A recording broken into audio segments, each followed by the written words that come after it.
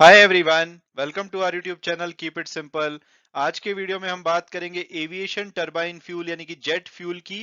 क्योंकि जो oil marketing companies हैं उन्होंने एटीएफ के प्राइसेस 2.2% तक घटा दिए हैं।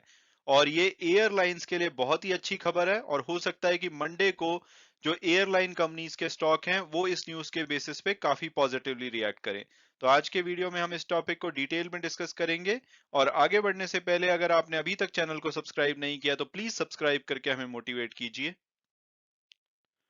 तो सबसे पहले अगर हम बिल्कुल बेसिक से स्टार्ट करें और ये बात करें कि भाई ये जो जेट फ्यूल होता है क्या ये पेट्रोल और डीजल से डिफरेंट होता है और क्या इसको हम अपनी कार में भी यूज कर सकते हैं या नहीं। तो डेफिनेशन वाइज जो जेट फ्यूल होता है इसका जो अल्टरनेटिव नाम है वो एविएशन टरबाइन फ्यूल या शॉर्ट में एटीएफ भी इसको बोला जाता है। ये एक प्रकार का एविएशन फ्यूल होता है जो कि उन एयरक्राफ्ट के लिए डिजाइन किया गया है जिसमें कि गैस टरबाइन इंजन लगे होते हैं। तो उसमें ये यूज होता है। और अगर इसके कलर की बात की जाए तो ये कलरलेस या स्ट्रॉ कलर्ड में होता है, इस तरह से आपको ये दिखाई देगा। और अगर पेट्रोल की बात की जाए तो पेट्रोल में जो हाइड्रोकार्बन्स होते हैं उसमें 7 से 11 कार्बन एटम्स होते हैं और इसके अलावा हाइड्रोजन मॉलिक्यूल्स होते हैं। लेकिन जो जेट फ्यूल होता है उसमें जो हाइड्रोकार्बन्स होते हैं उसमें 12 से 15 कार्बन एटम्स होते हैं। ये मोर और लेस किरोसिन की तरह होता है। और ये डिफरेंट क्यों होता है क्योंकि आप देखते होंगे कि जो एयरक्राफ्ट है वो बहुत ज्यादा ऊंचाई पे उड़ते हैं और वहां पे जो टेम्परेचर है वो -40 डिग्री सेल्सियस तक चला जाता है। अगर इस लो टेम्परेचर में हम नॉर्मल जो पेट्रोल है उसको अगर यूज करेंगे एयरक्राफ्ट में तो वो फ्रीज हो जाएगा और उससे इंजन जाम हो सकता है। तो इसी वजह से केरोसिन जो है वो जेट फ्यूल के लिए ज्यादा बेटर ऑल्टरनेटिव होता है क्योंकि इसका जो लोअर फ्रीजिंग पॉइंट होता है यानी कि ये बहुत ही लोअर जो टेम्परेचर होता है उसमें जाके जमता है। इसके अलावा इसका हायर फ्लैश पॉइंट होता है यानी कि इसमें जो स्पार्क होता है, आग लगने का रिस्क भी कम होता है। तो ये मोर और लेस सेफ होते हैं। तभी ये जो एविएशन या एयरक्राफ्ट होते हैं उसमें जेट फ्यूल यूज किया जाता है जो कि थोड़ा बहुत डिफरेंट होता है पेट्रोल और डीजल से। तो क्या हम इसको अपनी कार में भी यूज कर सकते हैं? तो पेट्रोल कार में तो डेफिनेटली यूज नहीं कर सकते, ये आपके इंजन को बर्बाद कर देगा। लेकिन डीजल इंजन वाली जो कार्स होती हैं उसमें इसको यूज किया जा सकता है। लेकिन इसमें कुछ लुब्रिकेंट्स जो कि रोड जो डीजल फ्यूल होता है उसमें पाए जाते हैं वो इसमें मिसिंग होते हैं। तो आइडियली यूज नहीं करना चाहिए, लेकिन अगर गलती से यूज कर लिया तो शायद आपकी कार खराब ना हो। बट अगर पेट्रोल कार में अगर आप इसको यूज करेंगे तो उसका इंजन खराब होने के बहुत ज्यादा चांसेस हैं। और अब अगर बात की जाए कि भाई अगर एटीएफ के प्राइसेस कम हुए हैं तो क्या ये इंडियन जो एविएशन इंडस्ट्री है या एयरलाइन कंपनीज हैं उनके लिए अच्छी बात है? तो डेफिनेटली ये बहुत ही अच्छी बात है। क्योंकि अगर हम इंडियन जो एविएशन इंडस्ट्री के कॉस्ट स्ट्रक्चर की बात करें यानी कि अगर आप एक एयरलाइन चलाते हैं, मान लो इंडिगो, एयर इंडिया या स्पाइस जेट, तो जो आपका कॉस्ट स्ट्रक्चर होगा उसमें लगभग 34% यानी कि 35% के आसपास जो कॉस्ट होती है वो फ्यूल की कॉस्ट होती है। उसके बाद आपको 15% के आसपास फ्लाइट इक्विपमेंट मेंटेनेंस और ओवरहॉलिंग की कॉस्ट दिखेगी। फिर डेप्रिसिएशन और अमोर्टाइजेशन लगभग 13-14% होता है। जनरल और एडमिनिस्ट्रेटिव एक्सपेंसेस आपके लगभग 10.5 से 11% होते हैं। यूजर चार्जेस 8.3%, फ्लाइट क्रू की जो सैलरी और एक्सपेंसेस होते हैं लगभग 6.7%। टिकटिंग सेल्स और प्रमोशन में 2 से 2.5% पैसा लगता है। पैसेंजर सर्विसेज में लगभग 2%। इसके अलावा जो फ्लाइट इक्विपमेंट रेंटल पे लिए जाते हैं उस पे 1.5%। और जो बाकी के एक्सपेंसेस होते हैं वो सब मिलाकर के 6.8%। तो आप देख सकते हैं कि 1/3 से भी ज्यादा फ्यूल की कॉस्ट होती है। और कितना फ्यूल एक एयरक्राफ्ट में यूज होता है? अगर हम एक छोटे एयरक्राफ्ट यानी कि एयरबस का A321 न्यू फ्यूल की कंजम्पशन की बात करें तो इसमें 192 सीट्स मान लो हैं, इसमें 192 लोगों के बैठने की जगह है। हालांकि नॉर्मली इसमें 180 से 220 लोग बैठ सकते हैं, बट ऑन एन एवरेज अगर हम 192 लोगों के हिसाब से बात करें तो इसमें 1 किलोमीटर इस एयरक्राफ्ट को चलाने के लिए 4.18 लीटर का फ्यूल लगेगा। जैसे अगर आपकी गाड़ी है वो 1 लीटर में लगभग 10 से 15 किलोमीटर चलती है, तो यहाँ पे 4 लीटर से भी ज्यादा लगता है 1 किलोमीटर एयरक्राफ्ट को चलाने में। और 1 घंटा अगर आप इस एयरक्राफ्ट को चलाते हैं तो 2508 लीटर के आसपास पेट्रोल लगता है। और ओवरऑल इसकी जो फ्यूल कैपेसिटी होती है छोटे प्लेन की 32,940 लीटर इसमें पेट्रोल एक बारी के लिए भरा जा सकता है फुल कैपेसिटी में। और अगर हम बड़े एक प्लेन की बात करें जैसे बोइंग 747 है, तो इसमें लगभग 568 लोगों को, बोइंग की जो वेबसाइट है उसके हिसाब से 568 लोग इसमें बैठ सकते हैं। हालांकि थोड़े बहुत इसकी कम ही कैपेसिटी होती है।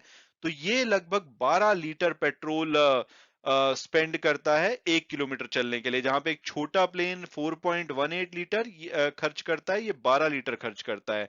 और अगर हम पर आर की बात करें तो 14,400 लीटर जो पेट्रोल है या जो जेट फ्यूल है वो 1 घंटे में कंज्यूम होता है। और इसकी जो कैपेसिटी होती है, इसमें एक बारी में फुल कैपेसिटी पे लगभग 2,38,840 लीटर फ्यूल भरा जा सकता है। और अब अगर बात की जाए लेटेस्ट डेवलपमेंट की, तो जो एटीएफ के प्राइजेस हैं वो महीने में 2 बार, यानी कि महीने की 1 तारीख को और 16th जो होती है महीने की, उस दिन रिवाइज किए जाते हैं। तो इसको रिवाइज किस बेसिस पे किया जाता है? इसको जो पिछले 15 दिन का, यानी कि 16th जुलाई अगर हम एग्जांपल लें, तो 16th जुलाई को जो भी रिवीजन होगी इसके प्राइजेस में, वो इससे पिछले जो 15 दिन होंगे, यानी कि 1 से 15 जुलाई के बीच में जो भी बेंचमार्क इंटरनेशनल क्रूड ऑयल के रेट रहते हैं, उसके बेसिस पे इसके प्राइजेस को रिवाइज किया जाता है। तो इसके चलते जो ऑयल मार्केटिंग कंपनीज हैं, उन्होंने सैटरडे को जो जेट फ्यूल या एविएशन टरबाइन फ्यूल जिसको बोलते हैं, उसके प्राइजेस 2.2% से कम कर दिए हैं। और उसकी वजह है कि जो ब्रेंट प्राइजेस हैं वो लगातार कम हो रहे हैं, क्योंकि दुनिया भर में पेसिमिज्म फैल रहा है कि भाई रिसेशन आ सकता है, ग्रोथ स्लो हो सकती है। तो आप देखेंगे जो रशिया यूक्रेन का वॉर जब शुरू हुआ था, तो एक बार के लिए जो ये फ्यूल के प्राइसेस है क्रूड ऑयल के, ये लगभग 139-140 डॉलर के आसपास पहुंच गए थे। और ये अभी पीछे भी लगातार 120 से 125 डॉलर की रेंज में चल रहे थे, लेकिन अब ये कम होकर के 100 डॉलर के आसपास हो गए हैं। इसलिए इसको देखते हुए जो जेट फ्यूल यानी कि एटीएफ के प्राइसेस हैं वो 2.2% से कम कर दिए गए हैं। तो अगर रुपी में बात की जाए कि भाई 2.2% कितना होता है, तो ये किलो लीटर में 3,085 रुपए के आसपास, यानी कि आप 1 लीटर के हिसाब से बोल सकते हैं 31 रुपए पर लीटर जो इसके प्राइसेस हैं वो कम कर दिए गए हैं। और जो नया प्राइस है वो 1,38,147 रुपए में आप 1 किलो लीटर जेट फ्यूल अब खरीद पाएंगे। जो कि अगर रुपी में बात करें, आई मीन पर लीटर बात करें, तो 138-139 रुपए पर लीटर के आसपास आता है। हालांकि ये स्टेट बाय स्टेट डिफर करते हैं, जैसे दिल्ली में आपको अलग प्राइस पे मिलेगा, ये दिल्ली का प्राइस है। मुंबई में थोड़ा सा इससे सस्ता मिलेगा। वो जैसे जो लोकल टैक्सेशन होता है उसके बेसिस पे इसके जो फाइनल प्राइसेस हैं वो कंज्यूमर को पड़ते हैं। इसके अलावा अगर बात की जाए कि भाई इस साल जो जेट फ्यूल यानी कि एविएशन टरबाइन फ्यूल के प्राइसेस हैं वो कैसे रहे हैं, तो जैसा कि हमने डिस्कस किया, ये महीने में 2 बार इसके प्राइसेस को रिवाइज किया जाता है। तो जो पिछली डेट थी यानी कि 1 जुलाई को, उसमें कोई भी चेंज नहीं किया गया था। लेकिन उससे पहले जो 16 जून को जो चेंज चेंज था, उसमें जेट फ्यूल के प्राइसेस 16% बढ़ाए गए थे, जो कि बहुत बड़ा इंक्रीज था। और इस वजह से जो जेट फ्यूल के प्राइसेस हैं वो पीक पे पहुंच गए थे, यानी कि आपको 1 लीटर अगर जेट फ्यूल चाहिए था तो 141 रुपए 23 पैसे का मिल रहा था 16 जून के बाद से। और 16 जून को जो इसमें इंक्रीज किया गया था एक ही बारी में 198 रुपए, लगभग 197 रुपए 57 पैसे पर लीटर का इंक्रीज किया गया था। हालांकि इससे पहले 1 जून को इसके प्राइसेस 1.3% घटाए गए थे, लेकिन 1.3% 1 जून को घटाए गए, उसके बाद सीधा 16% बढ़ाए गए थे। उसके बाद 1 जुलाई को कोई चेंज नहीं हुआ और अब इसमें 2.2% की कमी की गई है। और अगर इस साल की बात करें यानी जनवरी से लेकर के, ये सेकंड रिडक्शन है, यानी कि 1 जून को एक बार प्राइजेस को घटाया गया था और अब दूसरी बार इस प्राइजेस को घटाया गया। अदरवाइज इस साल में 11 बार प्राइजेस को बढ़ाया गया, यानी कि हर महीने 2 बार प्राइजेस को चेंज करने की जो प्रथा है, उसमें से 11 बार इसके प्राइसेस बढ़ाए गए हैं। ऑलमोस्ट जनवरी से ये डबल हो चुके हैं।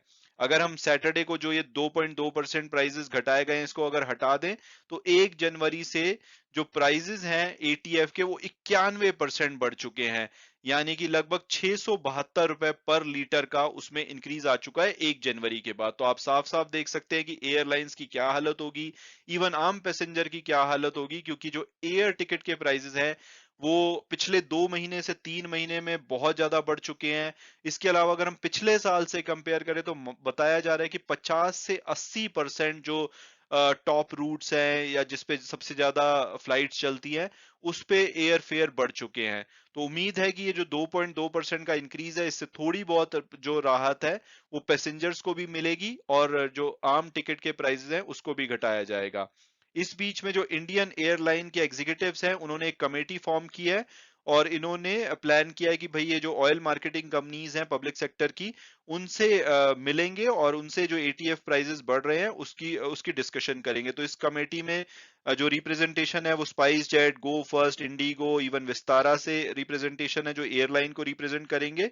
और इसके अलावा जो ऑयल मार्केटिंग कंपनी की तरफ से जो रिप्रेजेंटेशन होगा वो आईओसी, एचपीसीएल, भारत पेट्रोलियम, क्योंकि ये मेन कंपनीज हैं जो कि जेट फ्यूल को सप्लाई करती हैं। इसके अलावा अगर बात की जाए कि भाई भारत में कितने कमर्शियल एयरक्राफ्ट और कितने पैसेंजर हैं जो कि एयर ट्रैवल करते हैं, तो 31 मार्च 2021 का डेटा के हिसाब से लगभग 700 जो कमर्शियल फ्लाइट है भारत में, यानी कि 700 प्लेन है। सबसे ज्यादा जो प्लेन्स है वो इंडिगो के पास है, 285। उसके बाद आपको एयर इंडिया दिखेगा लगभग 125 प्लेन, स्पाइस जेट के पास 100, गो एयर के पास 55, विस्तारा के पास 47। इस तरह से टोटल लगभग 700 के आसपास कमर्शियल प्लेन है। और आने वाले टाइम में क्योंकि एयर पैसेंजर ट्रैफिक बढ़ रहा है, तो उम्मीद की जा रही है कि ये नंबर लगभग 1100 तक हो सकता है आने वाले कई साल में। और इसके अलावा अगर एयर पैसेंजर ट्रैफिक की बात की जाए, तो अगर हम नॉर्मल ईयर की बात करें यानी कि फाइनेंशियल ईयर 2019 और 20, क्योंकि 20 के भी एंड में ही, मार्च के एंड में जो कोविड आया था और उसकी वजह से लॉकडाउन लगा था, उस वजह से थोड़ा सा पैसेंजर ट्रैफिक आप देखेंगे कम हुआ था। लेकिन अगर 2019 को हम एक नॉर्मल ईयर लें, तो भारत में लगभग 20 करोड़ से ज्यादा एयर पैसेंजर ट्रैफिक होता था, जिसमें कि आप बोल सकते हैं कि 70% डोमेस्टिक पैसेंजर ट्रैफिक होता है, 14 करोड़ के आसपास, और 6 करोड़ के आसपास आपको इंटरनेशनल पैसेंजर दिखेंगे। लेकिन कोविड आने की वजह से बहुत सारी रेस्ट्रिक्शंस लगी थी, तो फाइनेंशियल ईयर 2021 में जो एयर ट्रैफिक है वो 6.2 करोड़ के आसपास रह गया था इंडिया में। लेकिन अगर दुनिया में बात की जाए, तो भारत तीसरे नंबर का देश है चाइना और यूएस के बाद, जहां पे सबसे ज्यादा एयर पैसेंजर ट्रैफिक होता है। मैं उम्मीद करता हूं कि आपको ये वीडियो पसंद आया होगा और आपने कुछ नया जाना होगा। Thanks so much for watching the video and God bless you all.